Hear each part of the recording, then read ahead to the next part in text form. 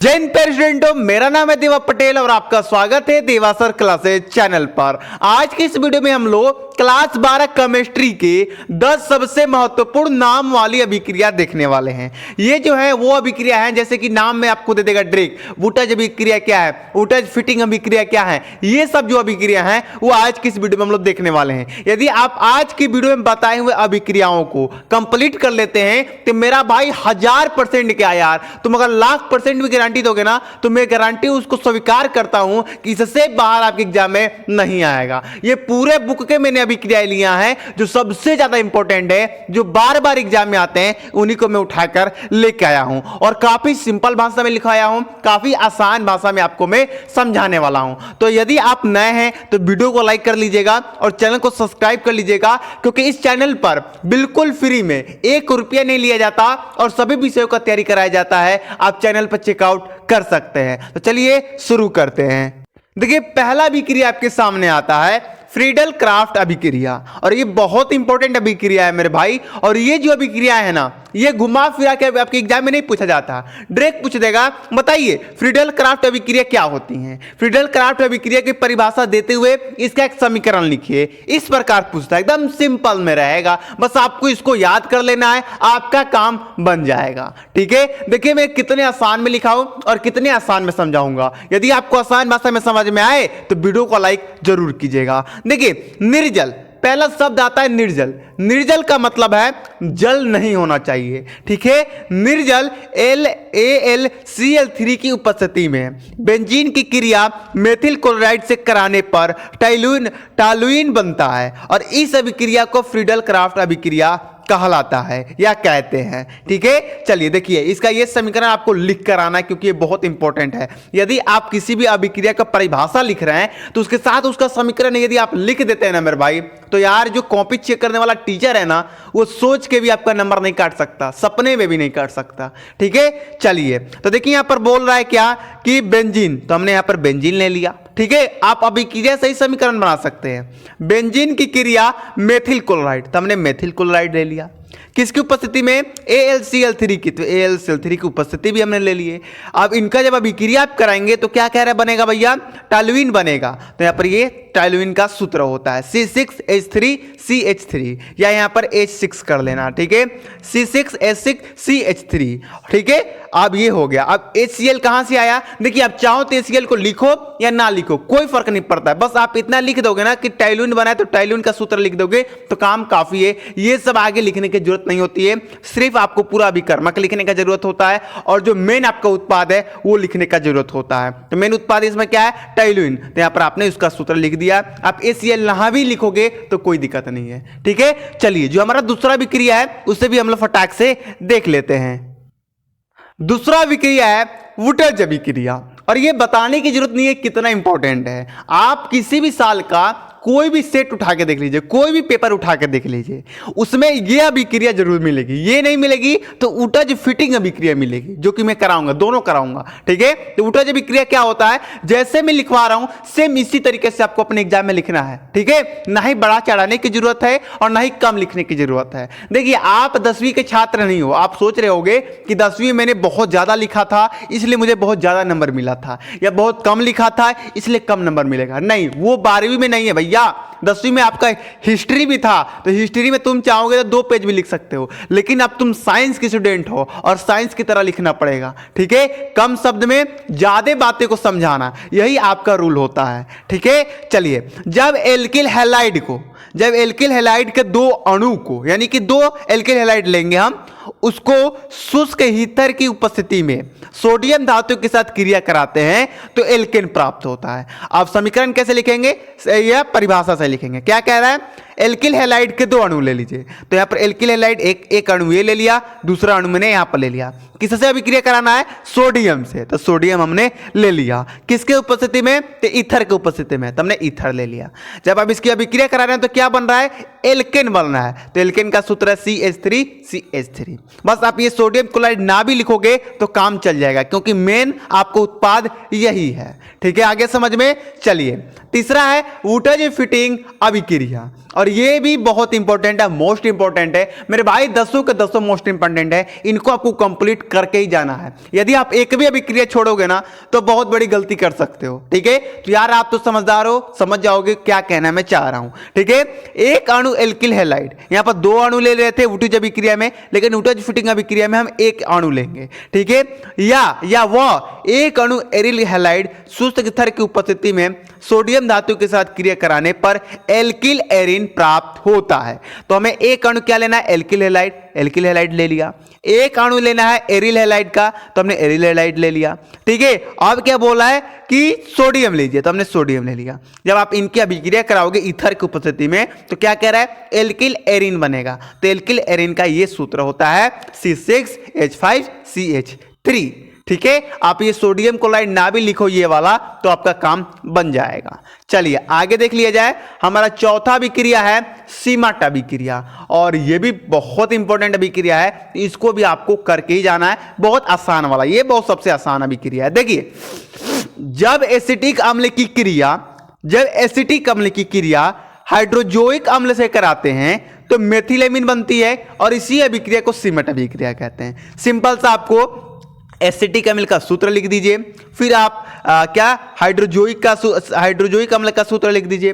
पर जब इनकी अभिक्रिया कराना तो क्या बन रहा है भैया, मेथिलेमिन बन रहा है। तो मेथिलेमिन का सूत्र ये होता है CH3NH2। बस अब ये कार्बन डाइऑक्साइड, ये नाइट्रोजन ना भी लिखोगे तो काम चल जाएगा, ठीक है। चलिए जो हमारा पांचवा अभिक्रिया है उसे भी हम लोग देख लेते हैं। पांचवा अभिक्रिया को देखने से पहले आपको मैं बता दूं कि 1 तारीख से हम लोग वन शॉट वीडियो स्टार्ट करने जा रहे हैं। वन शॉट कहने का मतलब है जैसे कि एक वीडियो के अंदर एक चैप्टर आपका खत्म कराएंगे। सबसे पहले हम केमिस्ट्री को शुरू करेंगे, 10 दिन के अंदर आपका केमिस्ट्री का सिलेबस हम खत्म करा देंगे। पहला दिन है विलियन चैप्टर का खत्म करा देंगे, दूसरा दिन है वैद्युत रसायन का।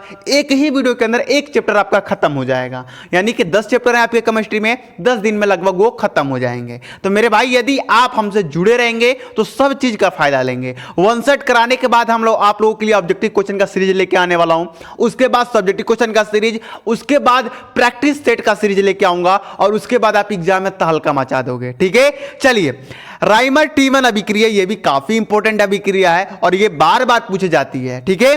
जब फिनॉल में क्लोरोफॉर्म मिलाकर सोडियम हाइड्रोक्साइड के साथ लगभग 333 कैल्शियम ताप पर गर्म करते हैं तो सैलिसिल एल्डिहाइड बनता है, और इसी अभिक्रिया को राइमर टीमन अभिक्रिया कहते हैं। ये ज्यादा इंपॉर्टेंट क्यों हो जाता है जानते हैं?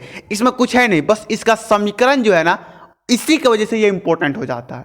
देखिए समीकरण में आपको क्या ले लेना है, क्लोरोफॉर्म ले लेना है। बेंजीन के ऊपर यदि OH लगा है तो वो क्लोरोफॉर्म है, ये तो आप जानते हैं। फिर क्या कह रहा है, क्लोरोफॉर्म के बाद क्या कह रहा है, फिनॉल। यहाँ पर आपको CH3Cl3 लेना है, सोडियम हाइड्रोक्साइड लेना है। और जब इनको आप गर्म करेंगे मेरे भाई, तो क्या कह रहा है बनने के लिए, सैलिसिल एल्डिहाइड। तो ये जो है सैलिसिल हैलाइड है, ठीक है, एल्डिहाइड है। बस ये आपको सूत्र लिखना है। चलिए 6 नंबर है केनिजारो अभिक्रिया।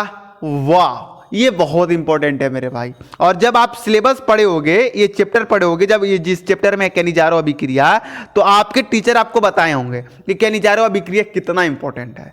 चलिए देखिए, जब एल्डिहाइड की क्रिया क्षार से कराते हैं तो एल्कोहल व सोडियम पोटेशियम लवण बनता है, केनिजारो अभिक्रिया कहलाता है। अब आप कहोगे सर इतना छोटा, इतना आसान, तब भी इतना ज्यादा इंपॉर्टेंट, क्या कह सकते हैं भैया। बोर्ड वालों की जो मस्तिष्क होती है ना, जो दिमाग होता है, वो पता नहीं कहां रहता है। अब बताओ, इससे भी ज्यादा भारी भारी अभिक्रियाएं हैं, लेकिन उनको बोर्ड वाले नहीं देते हैं, इसको देते हैं। हमारे लिए तो और अच्छा है मेरे भाई, ठीक है। चलिए क्या कह रहे हैं, एल्डिहाइड हमने ले लिया, ये एक प्रकार का एल्डिहाइड है, ठीक है। चलिए यहाँ पर हमने एक क्षार ले लिया, सोडियम हाइड्रोक्साइड क्षार होता है। इनके जब क्या अभिक्रिया कराएं तो क्या बोल रहा है, एल्कोहल बनेगा, यानी कि एल्कोहल, और क्या बनेगा, सोडियम। तो हमने यहाँ पर ले लिया सोडियम लवण। ये बस आपका है केनिजारो अभिक्रिया। इसमें मेन जो है वो आपको ये समीकरण याद ही करना, इससे ज्यादा कुछ नहीं है इसमें, ठीक है। चलिए आगे देख लीजिए, ये थोड़ा सा आपको यहाँ पर कट रहा होगा, कोई नहीं, मैं पढ़ के बता दूंगा। रोजेनमुंड अभिक्रिया बहुत इंपॉर्टेंट है, इसका नाम ही खतरनाक है, रोजेनमुंड अभिक्रिया, ठीक है।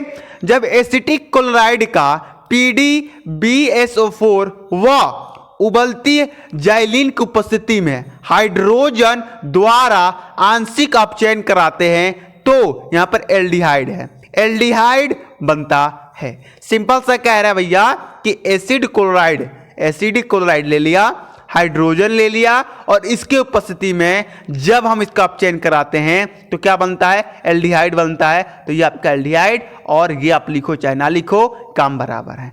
तो ये रहा हमारा 7वां अभिक्रिया। इस सब का आप स्क्रीनशॉट ले लीजिएगा या वीडियो को रोक कर लिख लीजिएगा। देखिए लिख लीजिए, फिर वीडियो की स्टार्ट करके समझ लीजिए। पहले अपने से लिख लीजिए देख कर, फिर समझिए तो आपको बहुत समझ में आएगा। ठीक है, चलिए जो हमारा 8वां अभिक्रिया उसे भी हम लोग देख लेते हैं।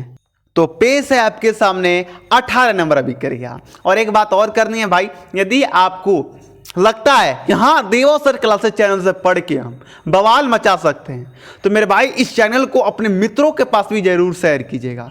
देखिए यदि आप अपने मित्र की भला सोचेंगे ना, जब मान लो कि आप अपने मित्र के पास मेरे चैनल को शेयर कर दिए, वो मेरे चैनल से पढ़ के अच्छे नंबर ला दिया, तो वो मुंह से नहीं बोलेगा लेकिन मन के अंदर जरूर वो सोचेगा कि यार मेरे दोस्त ने अगर देवा सर क्लासेस चैनल को अगर मेरे पास ना दिया रहता तो मैं आज इस मुकाम तक नहीं आता।